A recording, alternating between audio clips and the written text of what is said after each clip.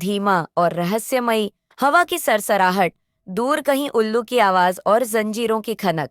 तूने कभी सुना है वो वीरान किला जहां रात में कोई जाता नहीं और जो गया वो लौटा नहीं?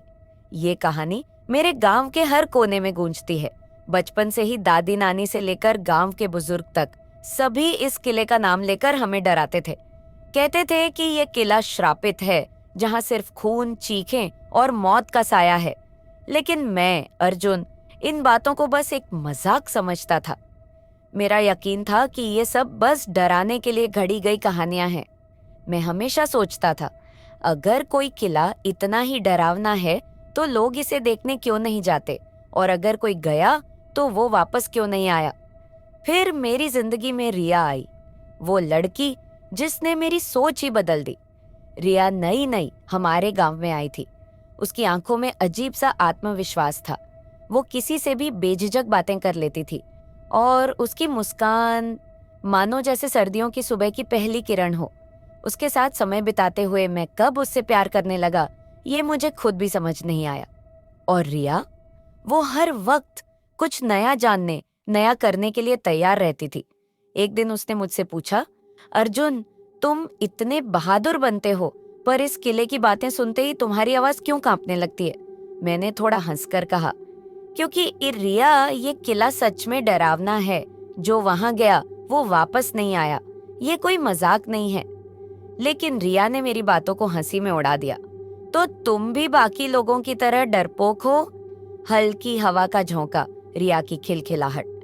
मुझे उसका ये कहना इतना बुरा लगा कि मैंने तुरंत जवाब दिया, डरपोक नहीं हूं मैं तुम्हें वहां ले चलूंगा, तुम खुद देख लेना। और इस तरह हमने तय कर लिया कि हम उस किले में जाएंगे। उस रात जब पूरा गांव सो रहा था, हम दोनों चुपके से अपने घरों से निकले। रास्ता सुनसान था। ठंडी हवा, दूर कहीं कुत्तों के भौंकने की आवाज और पेड़ों की सरसराहट, ये सब माहौल को और भी डरावना बना रहे थे। जैसे ही हम किले के पास पहुंचे, मेरे कदम खुद ब खुद धीमे हो गए। किले का गेट, वो इतना बड़ा और डरावना था कि उसकी दरारों से अंधेरा झांक रहा था। गेट पर लटकी जंजीरें ठंडी हवा के साथ हिल रही थीं, और उनकी खनक दिल को बेचैन कर रही थी। अर्जुन, ये गेट कितना पुराना है, रिया ने धीरे से कहा। उसकी आवाज में हल्की घबराहट थी, लेकिन वो इसे छुपाने की कोशिश कर रही थी।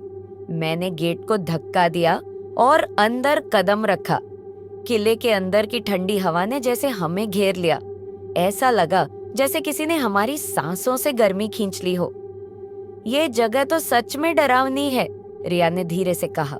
हमने चारों ओर देखा। दीवारें टूटी हुई थीं, जमीन पर खून जैसे लाल निशान थे, और हर तरफ सन्नाटा था। ऐसा सन्नाटा जो आपके अंदर तक उतर जाए। तभी एक आवाज गूंजी, कौन है यहाँ? मैं और रिया दोनों ठिठक गए। मैंने चारों तरफ देखा, लेकिन वहां कोई नहीं था। रिया ने धीरे से मेरा हाथ पकड़ लिया। उसकी उंगलियां ठंडी पड़ चुकी थीं। अर्जुन, ये आवाज कहाँ से आई? उसने कांपते हुए पूछा। मैंने कांपती आवाज में कहा, शायद हवा होगी। पर अंदर से मैं भी जानता था, ये कोई हवा नहीं थी। अचानक अंधेरे से एक परछाई निकलकर हमारी तरफ बढ़ने लगी।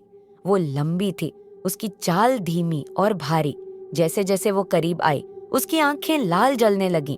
तुम लोग यहाँ क्या कर रहे हो? उसकी आवाज इतनी गहरी थी कि मेरे कानों में गूंजने लगी। हम सिर्फ देखने आए हैं, मैंने किसी तरह जवाब दिया। वो परछाई हंसी, और उसकी हंसी जैसे किसी ने लोहे के बड़े बड़े टुकड़ों को एक दूसरे पर रगड़ दिया हो। तभी वो दिखाई दिया, कालेश्वर। उसकी ऊंचाई इंसानों जैसी नहीं थी। उसका चेहरा जल रहा था और उसकी आंखों में आग थी। तुम इंसानों की हिम्मत कैसे हुई मेरे किले में कदम रखने की? उसने गरजते हुए कहा। ये जगह मेरी है, और जो यहाँ आता है वो वापस नहीं जाता। हम डर के मारे सुन्न हो चुके थे। फिर उसने अपनी कहानी सुनाई। मैं कालेश्वर, इस किले का राजा। सदियों पहले मैं अमृता चाहता था। इसके लिए मैंने अपनी प्रजा की बलि दी। हर आदमी, हर औरत, हर बच्चा, उनकी चीखें आज भी इस किले में गूंजती हैं। मैंने अमृता तो पाई, लेकिन श्राप के साथ। अब मैं भूत हूं, और हर आत्मा जो यहाँ आती है मेरी कैद में फंस जाती है। उसकी बातें सुनकर रिया ने मेरे कान में फुसफुसाया, अर्जुन, हमें भागना होगा, ये हमें मार देगा। पर कालेश्वर ने हमारी बात सुन ली। भागना? यहाँ से कोई नहीं भाग सकता, हर दरवाजा तुम्हें मुझ तक ही ले जाएगा। फिर उसने कहा, अगर बचना है तो मेरी परीक्षा दो, तुम्हारे सबसे बड़े डर का सामना करो। अगर जीत गए तो मैं तुम्हें जाने दूंगा, लेकिन अगर हार गए तो तुम्हारी आत्मा हमेशा के लिए मेरी होगी। और उसके बाद उसने अपनी उंगली से फर्श पर एक निशान बनाया। अचानक काले धुएं ने हमें घेर लिया। जब धुआं हटा, मैं और रिया अलग अलग जगहों पर थे। मैं एक अंधेरे कमरे में था। दूर से किसी के रोने की आवाज आ रही थी। जब पास गया तो देखा वो रिया थी, लेकिन उसकी आंखों से खून बह रहा था। तुमने मुझे क्यों छोड़ा अर्जुन? मैंने उसके पास जाने की कोशिश की, लेकिन जैसे ही करीब पहुंचा उसकी शक्ल बदलने लगी। वो रिया नहीं थी, वो मेरा डर था। दूसरी तरफ रिया खुद को एक दर्पण के सामने पाती है। दर्पण में वो खुद को देखती है, लेकिन वो रिया नहीं, एक भूत थी। कालेश्वर की आवाज गूंजी, क्या तुम अब भी अर्जुन के लिए लड़ोगी जब तुम खुद एक भूत बन चुकी हो? क्या मैं और रिया इन डरावनी परीक्षाओं को पार कर पाएंगे, या कालेश्वर हमारी आत्मा को भी अपने जाल में कैद कर लेगा? कोई नहीं बचता, कोई नहीं। आगे क्या होगा